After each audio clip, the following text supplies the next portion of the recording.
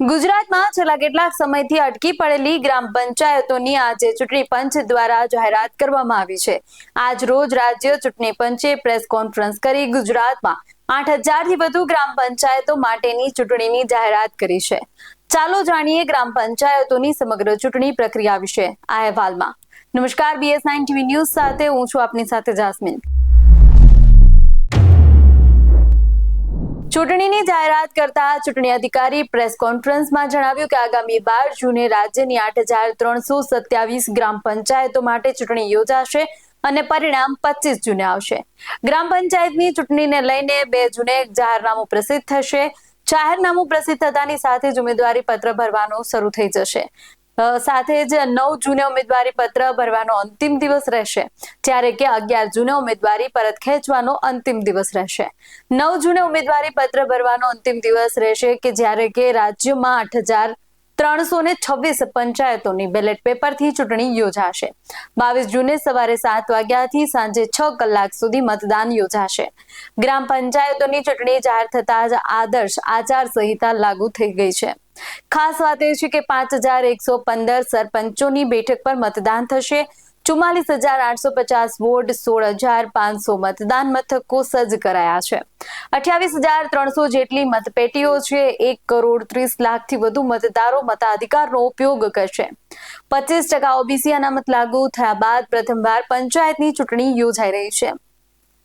કડીના 2 તાલુકામાં અને વિસાવદરના 4 તાલુકામાં પંચાયતની ચૂંટણી યોજાશે। કડી અને વિસાવદર વિધાનસભા બેઠકની કુલ 75 પંચાયતોની ચૂંટણી આમાં યોજાશે। સાથે ચૂંટણીની તૈયારીઓ વિશે વાત કરીએ તો પંચાયતની ચૂંટણીને લઈને ચૂંટણી કમિશનર વિડીયો કોન્ફરન્સના માધ્યમથી તમામ જિલ્લા કલેક્ટર સાથે રિવ્યુ બેઠક કરશે। ત્યારબાદ રાજ્ય ચૂંટણી પંચ ચૂંટણીની તારીખો જાહેર કરી છે। આ દરમિયાન ઉલ્લેખનીય છે કે ગુજરાત પાલિકા અને પંચાયતની ચૂંટણી બાદ OBC અનામતની અમલવારીના કારણે ગ્રામ પંચાયતની ચૂંટણીઓ અટકી પડી હતી। જોકે હવે OBC અનામતની રોટેશનની કામગીરી પૂર્ણ થતા ચૂંટણીનો માર્ગ મોકળો બન્યો છે। આ ઉપરાંત મહત્વની વાત એ છે કે પંચાયતોની ચૂંટણીમાં EVMનો ઉપયોગ થશે નહીં। તેમજ ઉલ્લેખનીય છે કે ગુજરાતમાં જ 4,000 ગ્રામ પંચાયતમાં 3 વર્ષથી વહીવટદાર શાસન ચાલી રહ્યું છે, જેમાં વધુ 1,400 પંચાયતોની મુદત 30 જૂને પૂર્ણ થઈ રહી છે। ગ્રામ પંચાયતની ચૂંટણીમાં રોટેશન જાહેર કરવા સૂચનાઓ આપવામાં આવી હતી। ગુજરાતમાં ગ્રામ પંચાયતોની ચૂંટણી માટે રોટેશન પ્રક્રિયામાં OBC માટે અનામત 10%થી વધારી 27% કરવાની પ્રક્રિયા વિચારણા હેઠળ હતી। ત્યારે આ માટે રાજ્ય સરકારે ઝવેરી કમિશનની રચના કરી વિધાનસભા ગૃહમાં કાયદો પસાર કર્યો।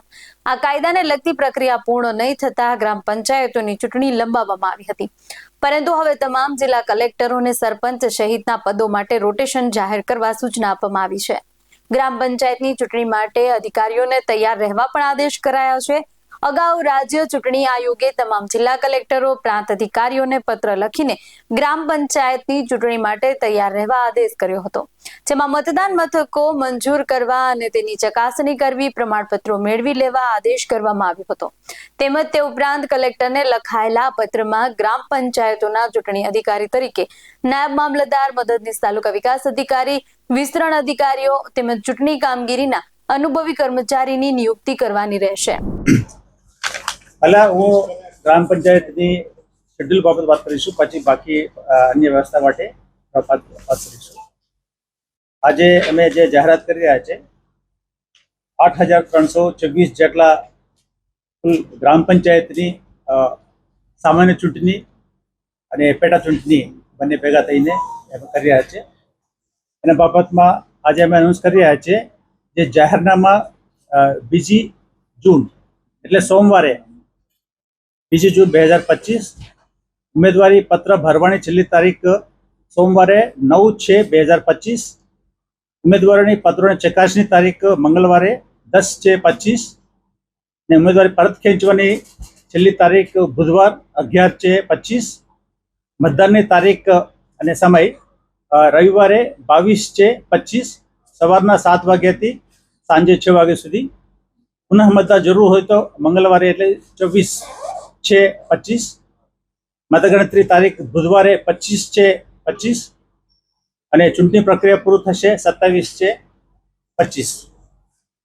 ની બાબતમાં આજે 8,300 જેટલા ગ્રામ પંચાયતની ચૂંટણી બાબતમાં અમે બીજી તારીખે મતદાર યાદીની ડ્રાફ્ટ પ્રસિદ્ધિ કરવામાં આવેલ હતી.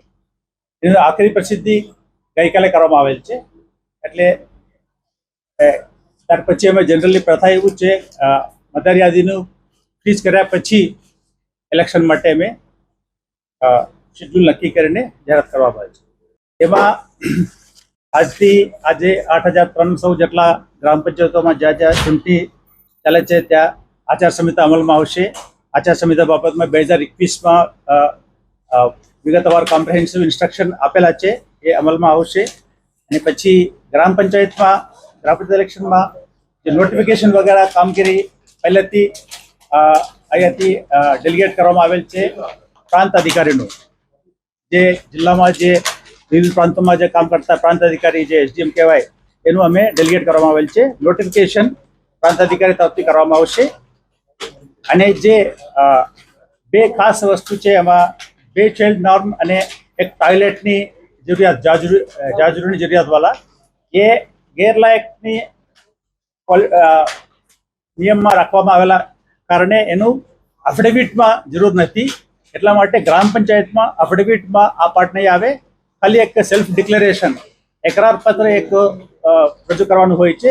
એમાં અમુક વાર જિલ્લામાં થોડા રજૂઆત આવતા હોય છે, એફિડેવિટ તમારા માંગીએ છીએ, એવું નથી. એકરાર પત્ર સેલ્ફ ડિક્લેરેશન જ જરૂર છે ગ્રામ પંચાયત માટે. એના માટે લગભગ 2006માં સરકારે એક નોટિફિકેશન બહાર પાડેલા છે. બાકી પંચાયતો બાકી ઇલેક્શનમાં એફિડેવિટ જરૂર છે, આમાં એફિડેવિટ જરૂર નથી.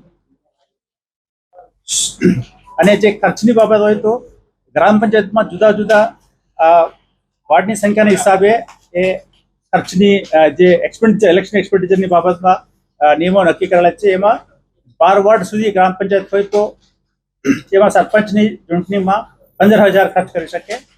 13 વોર્ડથી 22 વોર્ડ સુધી 30,000, 23 વોર્ડ ઉપરથી 45,000. અને વોર્ડ સભ્યો માટે કોઈ ખર્ચની બાબતમાં કોઈ નથી, જોગવાઈ નથી. અને આ ચૂંટણીમાં એપિક કાર્ડ લઈને મતદારો ઓળખાણ આપવાનું હોય છે મતદાન મથકે.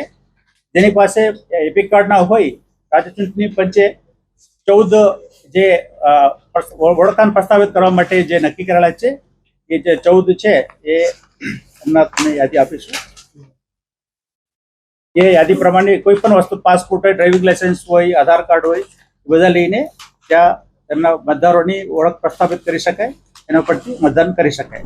આવા જ વધુ અહેવાલો સાથે મળતા રહેશું. તમે અમારી YouTube ચેનલને સબસ્ક્રાઇબ કરવાનું, અમને Facebook અને Instagram પર ફોલો કરવાનું ભૂલશો નહીં. બાકી આવા જ અહેવાલો સાથે મળતા રહેશું. જોતા રહો BS9 TV ન્યૂઝ. નમસ્કાર.